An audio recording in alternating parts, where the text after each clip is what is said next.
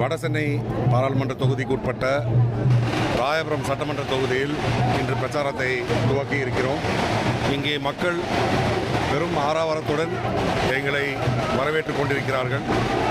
கழகத் தலைவர் மாண்புமிகு முதலமைச்சர் அவர்களின் திட்டங்கள் இங்கே மக்களிடம் எந்த அளவிற்கு சென்று அடைந்துள்ளது என்பது இது எங்களுக்கு ஒரு பெரும் உற்சாகத்தை தருகிறது.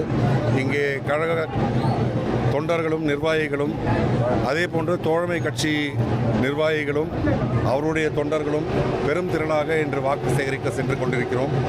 எங்களுக்கு வெற்றி பிரகாசமாக எங்கள் கண்களுக்கு தெரிகிறது. எங்களுடைய பிரச்சாரம் சிறப்பாக போய்கிட்டு இருக்கு. மக்களின் ஆரவாரத்தை பார்க்கும்பொழுது சென்ற முறையை விட இந்த முறை ஒரு பெரும் வாக்கு வித்தியாசத்தில் திராவிட முன்னேற்ற கழகம் வெற்றி பெறும் என்பதில் எந்த சந்தேகமும் இல்லை.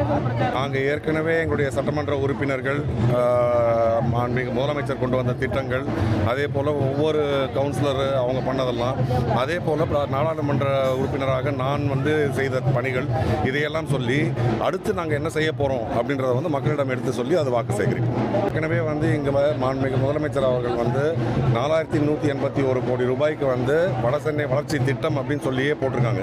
இதுவரைக்கும் அந்த 10 ஆண்டுகளில் இருந்தவர்கள் இது வடசென்னையை பற்றி கவலைப்பட்டதே இல்லை. 2019-20 பார்த்தீங்கன்னா மற்ற சென்னை பகுதிகள், மத்திய சென்னை, தென் சென்னைக்கெல்லாம் 800-900 கோடி அப்படின்னு கொடுத்தது. இங்கே 25 கோடி தான் கொடுத்துருந்தாங்க அந்த நேரத்தில். ஆனால் இப்பொழுது இங்கே இருக்கும் கொடுங்கையூர் குப்பைமேடு, அதே மாதிரி இந்த டீசாலினேஷன் பிளான்ட்டு, இதெல்லாமே திராவிட முன்னேற்ற கழகம் ஆட்சிக்கு வந்த பிறகு தான் வந்திருக்கு. அதே மாதிரி கழிவுநீர், குடிநீர் அந்த கலக்கிறது அப்படின்றதெல்லாம் பல வருடங்களாக இந்த பிரச்சனை இருந்தாலும் இந்த ஆட்சி வந்த பிறகுதான் அதற்கான தீர்வுகள் அப்படின்றது காணப்படுகிறது.